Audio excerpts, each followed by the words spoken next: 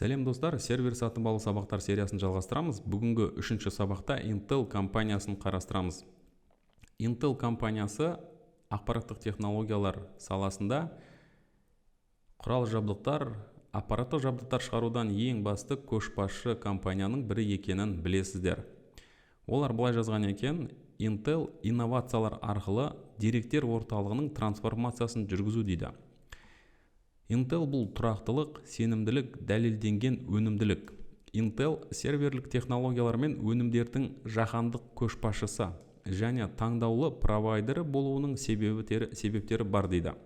Intel заманауи деректер орталығының қажеттіліктерін түсінеді және бизнестің өсуіне және нарықта бәсекеге қабілетті болуына көмектесу үшін инновациялық серверлік өнімдердің, жүйелердің және шешімдердің кең портфолиосын жеткізу үшін өзінің көп жылдық тәжірибесі мен дизайн тәжірибесін пайдаланады дейді.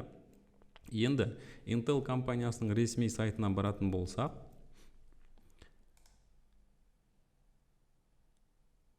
бұл жерден көретініміз Intel компаниясының өнімдері, қолдау, шешімдері, басқа да көптеген керекті ақпаратты таба аламыз. Соның ішінде өнімдерін қарайтын болсақ, бұл жерде Intel'дің ең бірінші барлығымызға таныс әрине процессорлары. Intel'дің серверлерге арналған Xeon, сондай-ақ үйдегі қолданушыларға арналған Core, мобильді құралдарға арналған Atom, сол сияқты процессорлардың бірнеше тізбегін көреміз. Және Intel компаниясының чипсеттері ұялы құрылғыларға, мобильді құрылғыларға, дербес компьютерлерге, серверлерге жалпы барлығына чипсет шығарады. Сондай-ақ құрылғылар мен жүйелері, жеделжат және сақтау құралдары, видеокарталар және де серверлік продуктілері. Енді бізді қызықтырып отырғаны бұл жерде серверлік продуктілер, соның ішінде single node серверді қарастырамыз, яғни ең кең қолданылатын сервер түрі. Бұл жерде көретініміз, қараңыздар, бірнеше тобы жанұясы келтірілген. Соның ішінде Intel сервер M50 FCP деп аталынатын жанұясын қарастырайық. Және бұл жерде осы жанұяға кіретін компьютерлердің, серверлердің негізгі ерекшеліктері берілген, және осы топта кіретін продуктілердің, серверлік машинаның бірнеше санын көреміз. Және мына жерде жазылып кеткендей, біздің қарастыратын жанұя бүгінгі M50 FCP деп аталынатын тобы болады. Intel компаниясының ресми сайтынан сатылатын құрылғы тауары туралы толық ақпаратты табуға болады. Ол жерде әрбір жабдыққа қажетті құжаттар, құралдар, бағдарламалар жазылып қойған. Соның ішінде мына құжаттарға назар аударуға болады дейді. Мына жерде негізгі ерекшеліктерін көретін болсақ, құжаттамаларына келетін болсақ, бұл жерде осы тауарды қолдайтын өте керемет құжаттамаларын көреміз. Соның ішінде Configuration Guide, System Integration and Service Guide, барлығы тамаша құжаттар және осы біздің сатып алатын тауар туралы өте керемет ақпаратты береді. Қазір мынау жүктелуде, міне қараңыз, мысалы Configuration Guide төмен қарай түсетін болсақ, осы құрылғыны қалай біз сатып аламыз, қалай жүйені іске қосамыз және қалай орнатамыз, қандай құраушы бөлшектері бар, барлығы туралы керемет ақпарат берілген. Соның ішінде назар аударатын үш негізгі құжатты мына жерде жазып кеттім. Ол бірінші өнімнің техникалық сипаттамасы. Оны осы сайтқа келіп, мына жерде ресми сайтына сілтеме ұсынылған PDF файлға, және сіздерде оқып қарастырсаңыздар болады. Екіншісі конфигурация нұсқаулығы, Configuration Guide. Бұл жерде конфигурациялық гайдта қолжетімді сервер құрылыс блоктарын, біріктірілген сервер жүйелерін, керек жарақтарын және Intel сервер біз қарастыратын топтағы қосалқы бөлшектерді анықтау үшін пайдаланылатын анықтамалық құжат делінген екен. Және жүйені енгізу және қызмет көрсету нұсқаулығы, бұл бізге жүйе құрама жабдықтарын және қолжетімді Intel керек жарақтары мен қосалқы бөлшектерін салу және алу нұсқауларын беретін анықтамалық құжат депті. Яғни осы компьютерді, мысалы мынандай серверлік платформаны сатып алатын болсақ, онымен толық жұмыс жасауға қажетті барлық ақпаратты табамыз. Бүгінгі біз қарастыратын серверлік жүйенің өнім мүмкіндіктерін, функцияларын, архитектурасын және қолдау сипаттамаларын көру үшін осы PDF файлды ашып қарасаңыздар болады. Енді төменгі келесі кестеде осы серверлік жүйенің қолдайтын мүмкіндіктері мен қолжетімді опцияларының жоғары деңгейлі шолуы берілді дейді. Олай болса танысайық, бұл серверлік жүйе One-U трекке бекітілетін шассиге жасалған. One-U деп отырғаны бір юнит, яғни біздің серверлік шкафтағы бір юнитті алады деген сөз. Сондай-ақ шассидің өлшемдері қандай физикалық параметрлері келтірілген екен, және осы жүйенің ішінде қойылған сервер тақтасы, сервер борд жазылыпты. Және бұл өте маңызды. Intel'дің мысалы мына серверлік тақшасы, ол осы серверлік машинаға қандай процессор орнатамыз, қандай жедел жады орнатамыз және қосымша қандай платаларды қосуға мүмкіндік беретінін барлығын анықтайтын негізгі плата болып саналады. Және біз платаны төменде қазір тағы көреміз. Бұл жүйенің қолдайтын процессорлары ол 2 сокетті қолдайды. Және кішкене төмен қарай түсіп көрсетіп кетейін. Міне біздің жүйені ішінен ашып қойған кезде ол жерде 2 процессорды салуға мүмкіндігі бар екенін көреміз. 2 сокет орны бар. Және ол жердегі сокеттің моделі ELGA4677 екенін көреміз. Бұл серверлік жүйеге салуға болатын процессор типі 4-ші буындағы Intel Xeon масштабталатын процессорлары. Және қолдайтын процессор модельдері ол Platinum, Gold, Silver, Bronze, соның ішінде мына модельдерді қолдайды. Яғни Platinum процессорлар олар 84-тен басталады, Xeon Gold 64, сол сияқты ары қарай жалғасады. Және мына жерде ескертпе қалдырылған екен, бұл серверлік жүйе алдыңғы буындағы Intel Xeon процессоры және Intel Xeon масштабталатын процессорлар тобын қолдау көрсетпейді дейді. Демек, 3-ші, 2-ші, 1-ші буындағы Intel Xeon процессорларын бұл системалық жүйеге сала алмаймыз. Бұл серверлік машинадағы чипсет ол Intel'дің C745 чипсет платформалық контроллер хабы екен. Және осының арқасында сервер тақтасына енгізілген мүмкіндіктер ол жерде SATA 3, USB 3, PCI 3 деңгейлерін қолдауы. Және көретініміз бұл серверлік жүйеге салуға болатын жедел жад ұясы 32 сокет бар екенін байқаймыз. Және әр процессорға 16 жад ұясы беріледі. Бұл жердегі жад сыйымдылығы қолданылатын моделіне қарай DDR5 DIMM модульдерін қолданатын болсақ, бір процессорға 4 терабайтқа дейін жедел жад қою мүмкіндігі бар депті. Демек, көріп отырғандарымыздай өте жоғары сыйымдылық. Жедел жадтың өзі 4 терабайт болса, бір процессорға болса, бізде 2 процессор болса, онда 8 терабайтқа дейін қолдануға болады деген сөз. Және жад деректерін тасымалдау жылдамдығы 4800 мега трансфер секундына тағы да өте жоғары жылдамдықты көреміз. Және жазып кеткені DDR5 бұл жерде стандартты кернеу 1 вольттан кішкене жоғары екенін байқаймыз. Төмен қарай түсетін болсақ, ары қарай танысайық. Мына жерде осы серверлік жүйенің іші ашылып көрінген екен. Бірден шолу жасап кетуге болады. Мына жерде қатқыл дискілер салынатыны түсінікті. Мынау біздің желдеткіштер, жедел жадыларды орнату слоттары, біздің процессор қойылатын сокет, және мына жерде желдеткіш кулер, және біздің процессор орнатылады.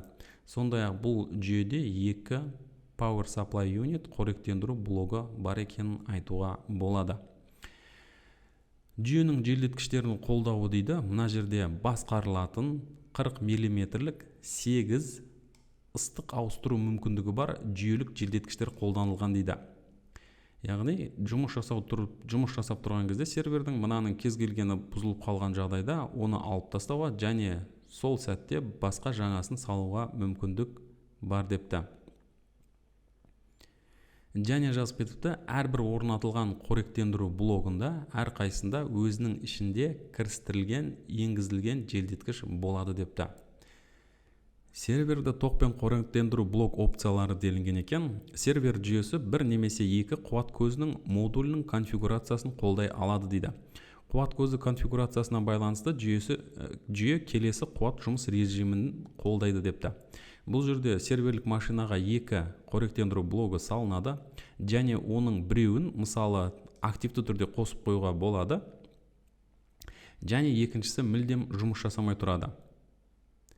Немесе біреуін активті түрде қосамыз, екіншісін қосалқы қуат көзі ретінде пайдаланамыз.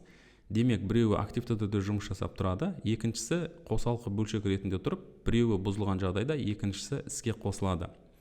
Немесе екеуін бірдей қуаттандыру көзі ретінде қолдануға болады, және екеуі бірдей бір мезетте жұмыс жасап, бұл жерде қосалқы ток көзі болмайды.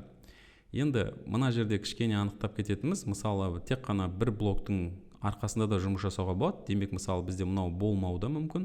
Алайда түсінікті, біздің қоректендіру блогы істен шыққан кезде серверлік машинамыз өшіп қалады. Бұл жерде қоректендіру блогының 1300 ваттық, сондай-ақ 1600 ваттық нұсқалары бар екенін жазған екен. Сервердің желіні қолдау мүмкіндіктеріне келейік. Қараңыздар, біздің серверлік машинада Ethernet немесе Fiber оптикалық байланыс желі карталарының нүктелерінің порттарының жоқ екенін байқайсыздар. Мына жерде екеуі көріп отырған Ethernet порттар, бұлар серверді ұзақтан басқаруға арналған менеджмент порттары деп аталынады. Сондықтан бұл серверлік машинаға салынатын қосымша сервер тақталары, яғни платалары, карталары, оларды бөлек PCI Express 5-ші нұсқасы арқылыға қосуға болады, және оны біз төменде көреміз. Енді сервердің алдынан қарайтын болсақ, осы жанұяға жататын екі сервер мысал ретінде келтірілген. Мына серверде 4 қатқыл дискіні қолдайды, ал төмендегі нұсқасы бұл жерде 12 сақтау құрылғысын өзіне салуға мүмкіндігі бар. Сондай-ақ бұл серверлік машинада Riser карталарын қосуға болады. Riser карталары PCI Express қондырма картасына қолдау көрсететін бір PCI Interposer көтергіш картасын қоса алғанда 4 картаны қолдайды депті. Суретте көріп отырғанымыздай, бұл жерде 1, 2, 3, 4 қосымша PCI Express карталарын қосуға болады. Енді біздің серверлік машинаның сақтау құрылғылары, соның ішінде NVMe нұсқасын қолдауына келетін болсақ, бұл жерде серверлік тақтада, яғни сервер бортта 16 PCI Express MCIO қосқыштары бар екен көреміз. Және әр серверге, әр процессорға 8 беріледі дейді. Демек, біздің сервер бортта осы 16 жалғау мүмкіндігі бар. Және сонымен қатар осы платаның ішінде 2 ішкі қосқышы бар. SATA NVMe M.2 2 ішкі қосқышы бар. Және оны мен сіздерге қазір көрсетейін. Мына жерде қарасаңыздар, міне мына жерде өте кішкентай мынау қосқыштар, осы сақтау құрылғылары NVMe, SATA, SAS дискілерді қосуға арналған порттар. Енді сервер тақтасы SATA қолдауы деген екен, және осы жерде сервер бортта тағы да SATA 3 порттарының 10 саны бар дейді, және оның жұмыс жасау жылдамдықтары 6 гигабит секунд, 3 гигабит секунд және 1,5 гигабит секунд жылдамдықтарды қолдайды дейді. Тағы да біздің борттың ішінде 2 M.2 қосқышы бар екенін айта кетуіміз керек. Қараңыздар, мына жерде төмен жағында міне борттың суреті келтірілген. Барлық қосу мүмкіндіктері осы жерде жазылып, мына жерде келтірілген. Міне M.2 қосуға арналған порттарды көреміз. Одан соң мынау жаңа айтып кеткен Riser слоттары, оның Riser слот мынау 2, мынау 3, мынау Riser слот 1 дейді. Одан кейін мына жерде біздің процессорлар қойылады, мына жерде жедел жад қойылатын слоттарды көреміз. Және біздің қатқыл дискілерді жалғауға арналған порттарды мына жерден қарайық. Міне SATA 0, SATA 3, SATA 1.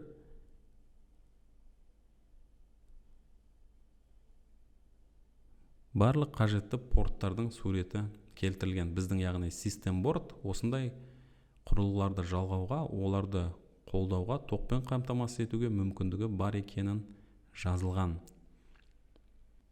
Серверлік жүйенің алдыңғы диск ұясының опциялары деген екен. Бұл жерде 2,5 дюймдік SAS, SATA, NVMe жылдам ауыстыратын дисктерді салу мүмкіндігі бар, немесе басқа нұсқасында 2,5 дюймдік SATA, SAS, NVMe жылдам ауыстыратын диск ұялары бар деп жазыпты.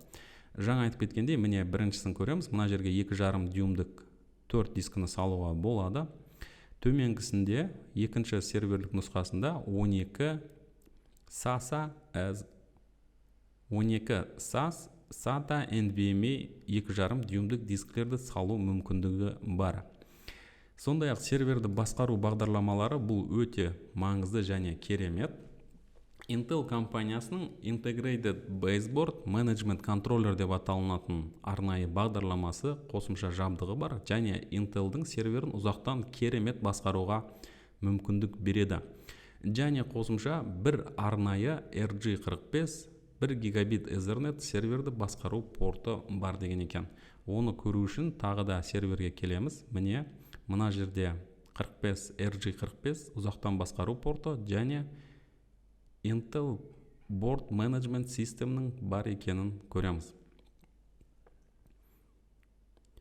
Одан басқада Intel'ді басқару тағы да бірнеше құрылғылары келтірілген. Оның барлығын жеке-жеке қарастырып, танысып көрсеңіздер болады. Осы топтағы серверлер қолдайтын сервер тақшасы өте маңызды. Біздің жағдайда бұл 2SBSTD деп аталынатын сервер тақшасы екенін көреміз. Және оны мына жерде мен сілтеме тастап кеттім. Өздеріңіз барып PDF парақшасын құжаттамасын оқысаңыздар болады. Бұл сервер борт туралы өте толық ақпарат берілген. Және осы жердегі ақпарат серверді сатып алу, оны конфигурация жасау, жұмысқа қосу барысында өте пайдалы болады. Міне, тақша туралы барлық ақпаратты беретін 168 беттік PDF форматтағы файлы құжаттамасы келтірілген және толық анықтамалар берілген. Біздің серверлік жүйе қолдайтын процессорларды қарастырайық. Ол бізде Intel Xeon Scalable процессорлары, және оның сілтемесін қалдырдым. Міне, Intel Xeon процессорлары, Platinum, Gold процессорлары, Silver, Bronze процессорлары. Енді Intel компаниясы не жазған екен? 4-ші буын Intel Xeon масштабталатын процессорлары ең көп сұранысқа ие жұмыс жүктемесі талаптары үшін сәйкес келетін жылдамдық пен озық қауіпсіздік технологияларын ұсынады дейді.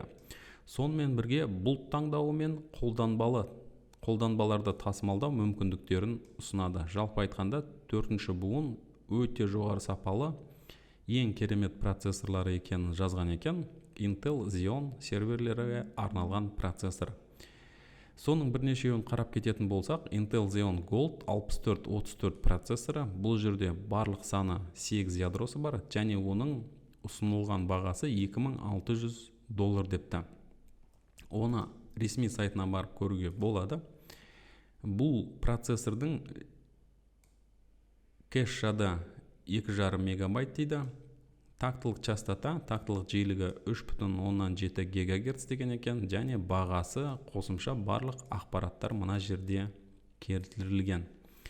Сол сияқты басқа да тағы 1-2 нұсқасын қарастыруға болады.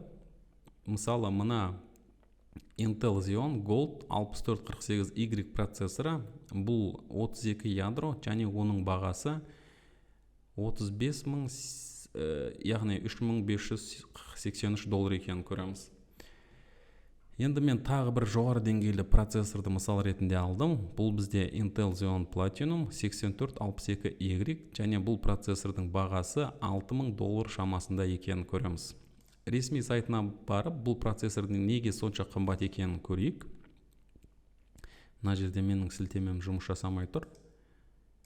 Жарайды, былай жасасақ болады.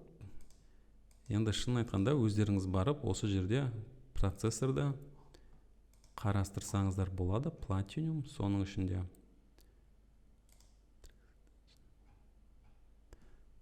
Жарайды. Ол процессорды Google'дан іздеп оңай тауып алсаңыздар болады. Оның шынымен бағасы да, оның көрсеткіштері де өте жоғары екенін айтқым келеді. Жедел жад. Біздің серверге сәйкес келетін жедел жадты табу үшін құжаттаманы оқимыз. Мысалы, Enter сервер біздің қарастыратын жанұя. Сол жерде Configuration Guide'ды қарастырсаңыз болады, немесе Google'дан Support for Intel Server деп іздесек тағы да таба аламыз. Енді Intel компаниясының ресми сайты бірнеше жедел жадты ұсынуда, соның ішінде Advanced Memory with Intel Optane Persistent Memory деп аталынатын жедел жады. Бұл жедел жадыларға өзі анықтама берген, қазір оны оқимыз. Міне Intel компаниясының ұсынып отырған жедел жады 200 сериясындағы 128 гигабайттық жедел жадылар, оның бағасы және қашан іске қосылғаны, оның сақтау мүмкіндіктері берілген. Ойланыңыздар, біздің серверге мысалы осындайдың 16-сын салатын болсақ, онда терабайттаған тағы да жедел жадты аламыз, және оның бағасы енді өте жоғары болатыны түсінікті. Бұл жедел жадтар деректерге бағытталған жұмыс жүктемелері үшін оңтайландырылған жад дейді. PMEM қолжетімді үлкен сыйымдылықтың бірегей комбинациясын және деректер тұрақтылығын қолдауды қамтамасыз етеді дейді. Ерекше жұмыс режимдерін ұсынатын инновациялық технологияның арқасында ол жұмыс жүктемелері бойынша қажеттіліктеріңізге бейімделген дейді.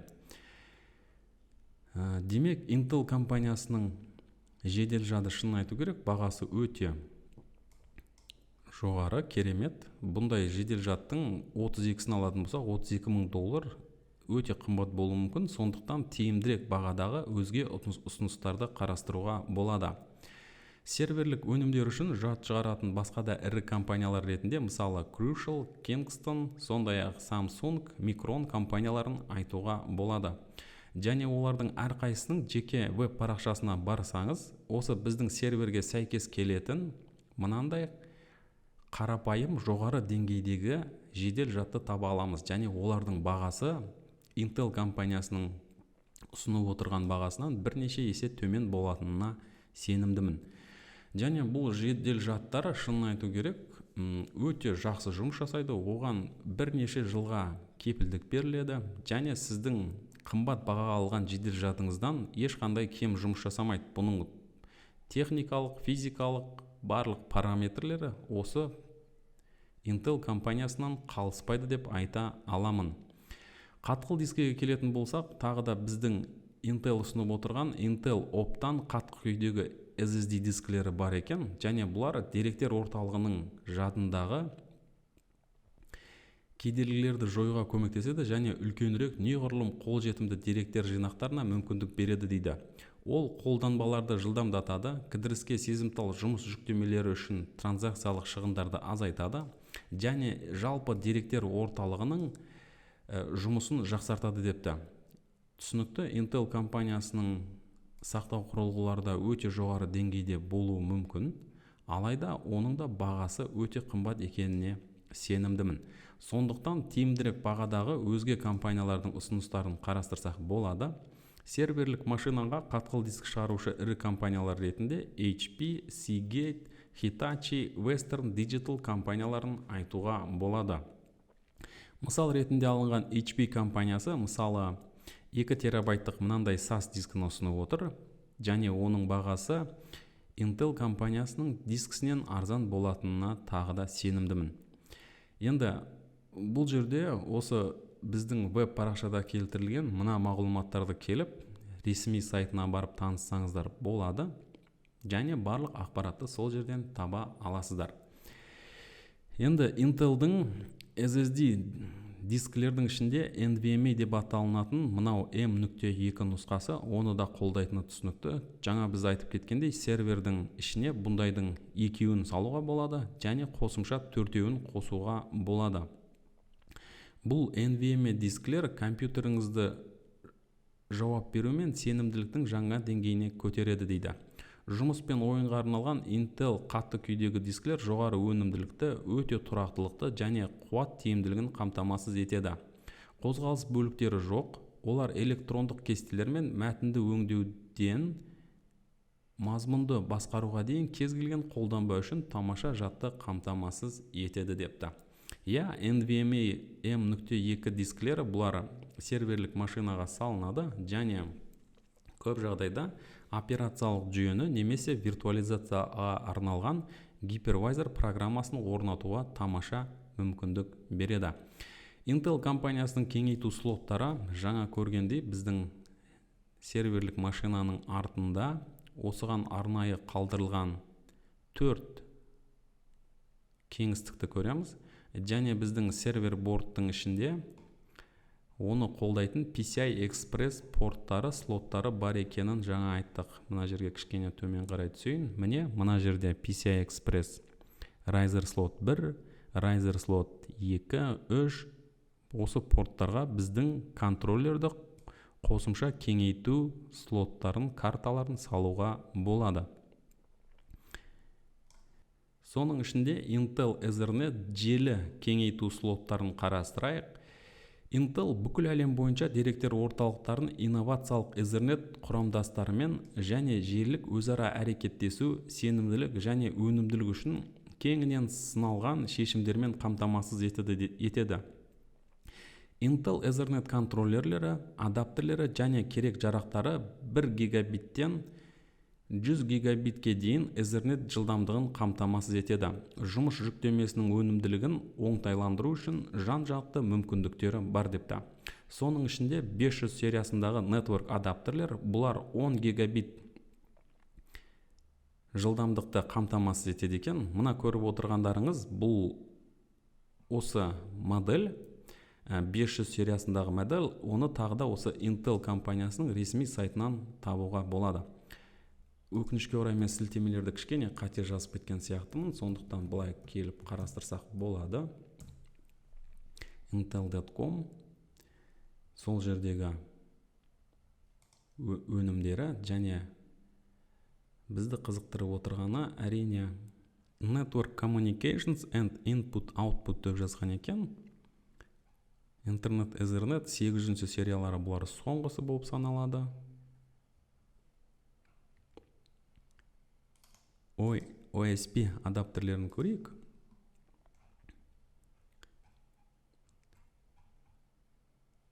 Міне біздің продукт каталогтердің барлығы келтірілген, осы жерде жазылған болу керек. Міне 800 серия, одан кейін 700 серия, 500 серия. Бұлардың әр қайсысы өзіне тиесілі жылдамдықта жұмыс жасауға мүмкіндік береді. Мысалы 500 сериясы бұл 10 гигабит Ethernet, 700 сериясы 40 гигабит және 800 сериясы 100 гигабит тасымалдау жылдамдығын беретін көреміз. Және бұл адаптерлер осы серверге қосу арқылы ол жерде біз дискіні қосамыз немесе серверді желіге қосуға мүмкіндік аламыз.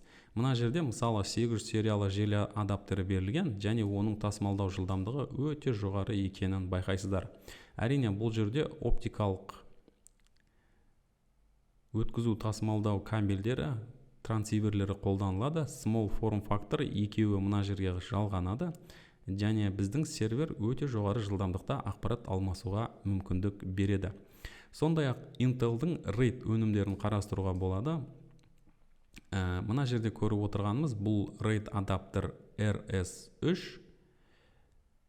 моделі берілген екен. Қазір 1 минут менің видеокамерам өшірген. RAID адаптерлерін оқып көрейік. Intel RAID өнім портфолиосы бірегей бизнес қажеттіліктері үшін реттелетін сақтау шешімдеріне мүмкіндік береді дейді. Intel RAID құрамдастары үздіксіз орнату және өзара әрекеттесу үшін Intel тақталары, шассилері және жүйелері бар бірнеше платформаларда тексерілді дейді. Өнімнің сапасы мен сенімділігі Intel компаниясының жан-жақты қызметімен қолдауымен үйлеседі. Intel корпорациясын деректерді қорғауды, өнімділікті арттыруды және RAID шешімдерімен жетілдірілген ақпараттық технологияны іздейтін тұтынушылардың көзіне айналдырады дейді. Жалпы Intel'дің бұл RAID контроллері ақпаратты өте жоғары деңгейде сақтауға, сондай-ақ жазу, оқу жылдамдығын арттыруға және RAID құрастыруға мүмкіндік береді деген екен. Және бұл RAID контроллердің қолдайтын деңгейлері 0, 1, 10, 5, 56 және 60 екенін көреміз. Демек барлық RAID деңгейлерін қолдайды деп айта аламыз. Сондай-ақ бұл жерде қосымша ақпараттар берілген. Ол жердегі қолдайтын операциялық жүйе Microsoft Windows, VMware, Linux-тың Red Hat Enterprise Linux, сондай-ақ SUSE Linux деп жазылған сияқты. Және де оның кэш жады тағы да басқа ақпараттар берілген. Бұл RAID контроллердің бағасы енді бірнеше мың доллар екені түсінікті.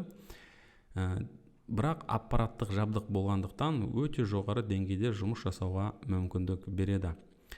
Сонымен қатар Intel'дің сақтау құрылғыларына арналған қосымша карталарын көреміз. Бұл жерде мысал ретінде алынғаны, бұл тағы да V288 деп аталынатын мына модельді көреміз. Бұл бізге деректерді қажет ететін қолданбалар үшін ауқымды сақтау инфрақұрылымын қосыңыз дейді. Intel Storage Expander серверлерге, контроллер карталарына және сыртқы жадқа көптеген дискілерге қосылуға мүмкіндік береді деп жазыпты. Енді Intel компаниясы туралы қорытындылай айта кететін болсақ, Intel көптеген жылдар бойы сервер нарығында басым ойыншы болды және олардың Xeon процессорлары әртүрлі сервер конфигурацияларында кеңінен қолданылады дейді. Intel серверлері туралы айтуға болатын кейбір негізгі ақпараттар. Бұл бірінші әрине өнімділік. Intel Xeon процессорлары әсіресе көп ядролы өнімді орталарда сенімді өнімділігімен танымал дейді. Олар жоғары сағаттық жылдамдықтарды, бірнеше ядроларды және көп ағынды қолдауды ұсынады. Бұл оларды виртуализация, дерекқор және деректерді талдау сияқты айтарлықтай есептеу қуатын қажет ететін тапсырмалар үшін тамаша сәйкес келетін құрал жабдық ретінде таныстырады дейді. Intel'дің процессорлары өте жоғары деңгейде жұмыс жасайтын белгілі. Сондай-ақ осы процессорлардың чипсеттің тақшаның негізінде жасалған серверлік машина платформа өте жоғары деңгейде жұмыс жасайтыны түсінікті. Сенімділік деген екен, Intel серверлері әдетте сенімді және тұрақты болып саналады. Олар сыни бизнес орталарында тәулік бойы жұмыс істей алатынына кепілдік беретін қатаң тестілеу және валидация процестерін өтті дейді. Үйлесімділік. Intel процессорлары әртүрлі серверлік аппараттық және бағдарламалық құрамдастармен кең үйлесімділікке ие. Бұл оларды сервер өндірушілер мен жүйелік интеграторлар үшін танымал таңдау жасайды. Енді қарапайым тілмен айтатын болсақ, Intel'дің серверлері бұлар өте сенімді, өнімділігі өте жоғары, үйлесімділік тілеп отырғаны. Басқа осы операциялық жүйесі жасайтын, басқа да мысалы Microsoft компаниясы немесе деректер базасымен жұмыс жасайтын Oracle, сол сияқты басқа да ірі үлкен компаниялар жаңағы Linux-тың Red Hat, SUSE Linux, серверлік дата центрлерге арналған көптеген бағдарламаларды, сондай-ақ аппараттық жабдықтары осы Intel-дің шешімдерімен, стандарттарымен өте үйлесімді болып келеді. Және ақпараттық технология инфрақұрылымында барлығы бірге қолданылса өте жоғары жұмыс өнімділігін нәтижені алуға болады. Сондай-ақ Intel-де қауіпсіздік мүмкіндіктері өте жоғары деңгейде депті. Өнімнің қызмет ету мерзімі. Intel әдетте өнімділікті арттыратын әртүрлі буындарды ұсына отырып, сервер процессорлары үшін нақты жол картасын ұсынады. Бұл бизнеске болашақ жаңартулар мен кеңейтулерді жоспарлауға мүмкіндік береді депті. Демек, Intel компаниясы болашақта кейбір бөлшектерін ауыстыруға, апгрейд жасауға, өзгертуге, заманауи талаптарға сәйкес дамып отыруға мүмкіндік береді депті. Қуат тиімділігі әрине түсінікті. Intel компаниясы өте жоғары деңгейдегі тиімді құрылғылар шығарады. Сондықтан барлық қажетті талаптарға, сұраныстарға жауап береді. Мына жерде жазыпты, Intel серверлерін немесе кез келген басқа серверлік шешімдерді қарастырған кезде сіздің нақты бизнес қажеттіліктеріңізді, өнімділік талаптарын, бюджетті және болашақ масштабтауды бағалау керек депті. Достар, Intel компаниясының жаңа танысы өткендей құралдары, ұсынатын аппараттық жабдықтары өте керемет, өте тамаша. Әрине бағалары қымбат екені түсінікті. Бірақ оған сәйкесінше жоғары деңгейдегі, жаңа айтып кеткендей, өте тамаша, біздің қажеттілігімізге қажетті барлық сұранысты алуға болады.